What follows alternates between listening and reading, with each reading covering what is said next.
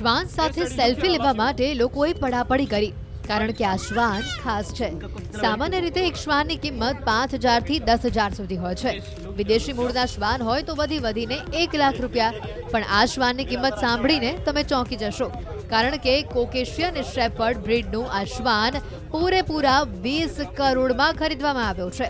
બેંગલુરુના સતીશભાઈ તેના માલિક છે.